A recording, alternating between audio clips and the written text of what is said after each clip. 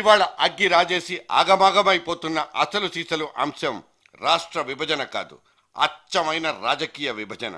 అవును, మీ రాష్ట్రాన్ని చీల్చడానికే నిర్ణయం చేశామంటూ డిగ్గీ రాజా చేసుకున్న స్టేట్మెంట్ రాత్రికి రాత్రే కాంగ్రెస్ పార్టీకి కనకాభిషేకం జరిపిస్తుందని అప్పుడు ఇప్పుడు కూడా ఎవరూ అనుకోలేదు.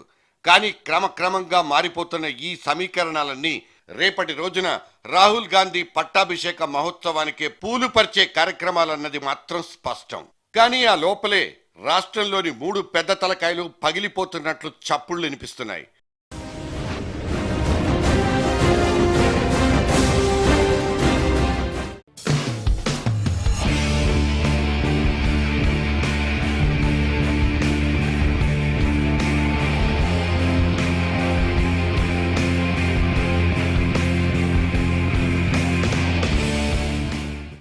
చంద్రబాబుకు దిశానిర్దేశం కావాలంట. కాంగ్రెస్ పార్టీ విభజన నిర్ణయంతో ఒక్కసారిగా హైవే మీద నుంచి గతుకుల రోడ్డు మీదకి వచ్చిన తన పార్టీకి ఇప్పుడు ఖచ్చితమైన దిశానిర్దేశం కావాల్సిందే. ఒకప్పుడు తెలంగాణలో తిరుగులేని ఆధిపత్యాన్ని నెలకొల్పుకున్న తెలుగుదేశం పార్టీ ఇవాళ అటువైపుకు తొంగి చూడ్డానికే జంకిపోతున్నట్లు కనిపిస్తుంది. తమ పార్టీ శ్రేణులకు ఎన్నెన్ని హితబోధలు చేసినా, ధైర్యాలు నూరిపోసినా నిజాల పునాదుల మీద నుంచి తిరిగి తమ భవిష్యత్ నిర్మాణాన్ని మొదలు పెట్టుకోవాల్సిన ఒకానొక చారిత్రాత్మక అవసరం ఆ పార్టీకి వచ్చి పడిందనేది నిర్వివాదాంశం. తెలుగువాడి ఆత్మ గౌరవ నినాదంతో నిలబడ్డ పార్టీకి ఇవాల్టి పరిస్థితి దయనీయం. చంద్రబాబు తన చేతిలోకి పార్టీ పగ్గాలు తీసుకున్న తర్వాత ఇంతటి గడ్డుకాలం మరెప్పుడూ లేదేమో.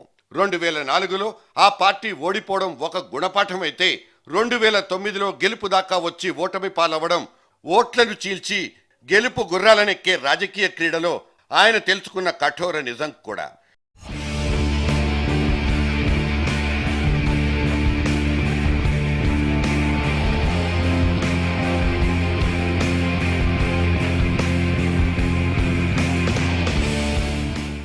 ఇవాళ కాంగ్రెస్ పాటించిన కుటిల నీతిలో భాగమే తెలంగాణ అస్త్రం. ఇక్కడ దానికి తెలంగాణ పట్ల ప్రేమో, సీమాంధ్రుల పట్ల ద్వేషమో విభజన నిర్ణయం తీసుకోవడానికి కారణం కాదన్నది ముమ్మాటికి నిజమన్న నిజం వాళ్ల పార్టీతో సహా అందరూ చెప్తోందే. ఇప్పుడు ఆ చర్చ కంటే చంద్రబాబు ముందున్న సవాళ్లే చర్చనీయాంశం కాబట్టి అక్కడి వరకే పరిమితం కావాల్సిందే.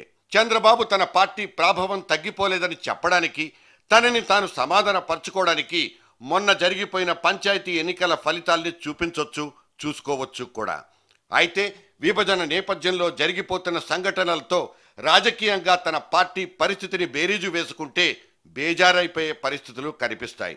కొత్త రాష్ట్ర రాజధానిని నిర్మించుకోవచ్చు, అందుకు అవసరమై 4-5 లక్షల కోట్ల రూపాయల్ని పోరాటం చేసి సాధించుకోవచ్చు అంటూ కొన్ని రోజుల క్రితం ఆయన వెలిబుచ్చిన అభిప్రాయాలు సీమాంధ్ర వాసుల్లో ఆగ్రహవేశాల్ని తెప్పించాయి. సొంత పార్టీ నాయకులే ఖండించే పరిస్థితి దాపురించింది. అక్కడి జనాగ్రహంతో పాలు పంచుకోకుండా మేమిలా దూరంగా ఎలా ఉండాలంటూ బేలగా తమ నాయకుడిని ప్రశ్నించిన సందర్భము గుర్తుంది. తాము రాజీనామాలు చేస్తామంటూ వచ్చిన వాళ్లను మందలించి పంపిన వార్తలు వచ్చాయి. ఇందులో ఈ అధినాయకుడి అంతరంగం ఒక్కటే కావచ్చు. అనవసర వివాదాల్లో తలదూర్చి రెంటికి చెడ్డ రేవడిలా మారకూడదన్నదే. అయితే తలపండిన రాజకీయవేత్తకు నిర్ణయాల పట్ల విస్పష్టమైన వైఖరి అవసరం. 2 ప్రాంతాల్ని 2 కళ్ళంటూ ఒక కీలక నిర్ణయాన్ని వ్యతిరేకించకుండాను సమర్థించకుండాను కాలానికే వదిలేసి విజ్ఞత పాటించిన వైనం ఎల్ల వేళలా కలిసొస్తుందనేది ప్రధాన తప్పిదంగానే భావించాలి. అంతేకాదు, ఆయా ప్రాంతాల్లో 2వ శ్రేణి నాయకత్వం బలంగా ఉండుంటే ఇటువంటి పరిస్థితే ఉత్పన్నమయ్యేది కాదనిపిస్తుంది. తెలుగుదేశంలో బలమైన 2వ శ్రేణిని పెంపొందించుకోలేకపోవడం ఇక్కడ కనిపిస్తున్న దృశ్యం. నిజానికి పార్టీ నిర్మాణంలో అద్భుతమైన ప్రతిభా పాటవాల్ని ప్రదర్శించిన ఒకప్పటి బాబు అదే పార్టీ తన ఆధ్వర్యంలోకి వచ్చేసరికి ఇలా జవజీవాలు లేకుండా ఎలా చేశారన్న ప్రశ్న కూడా తలెత్తక మానదు. 2 పర్యాయాలు వరుసగా ఓటమి పాలైన ఒక ప్రాంతీయ పార్టీ మరో ఉప ప్రాంతీయ పార్టీతో ముఖాముఖి తలబడే పరిస్థితికి రావడం దురదృష్టకరమని చెప్పడం కంటే నాయకత్వ దృష్టి లోపం కూడా కారణమని చెప్పక తప్పదు.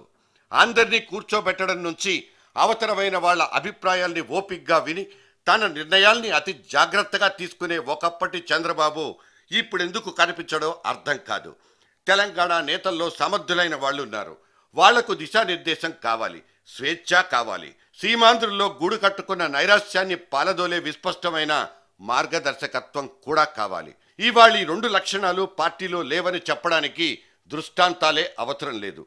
అవతల కాంగ్రెస్ పార్టీ తాను ఈ రాష్ట్రంలోని అన్ని ప్రాంతాల్లో చచ్చినా పర్వాలేదు, తనను ఓడించి గెలిచే పార్టీల మీద స్వారీ చేసి ఎర్రకోటపై మళ్లీ జెండా ఎగరేయాలని ఉవ్విళ్ళూరుతోంది.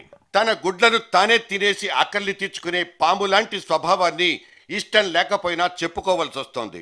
ఒకప్పుడు మొత్తం దేశానికే దిశానిర్దేశం చేసే స్థాయికి ఎదిగిన చంద్రబాబు ఇవాళ బేలగా మారిన పరిస్థితికి కారణం ఆయన స్వయంకృతాపరాధాలే. సమయానుకూలమైన నిర్ణయాలు, రెండో శ్రేణి నాయకత్వ నిర్మాణం, విశ్వసనీయతను పెంచుకోవడం ఇవన్నీ అమలు చేయగలిగితే మీకోసం అంటూ ఆయన వెళ్లకుండానే మీకోసమేనంటూ జనమే ఆయన దగ్గరకు వచ్చుండేవారేమో. Hit wicket or fit wicket.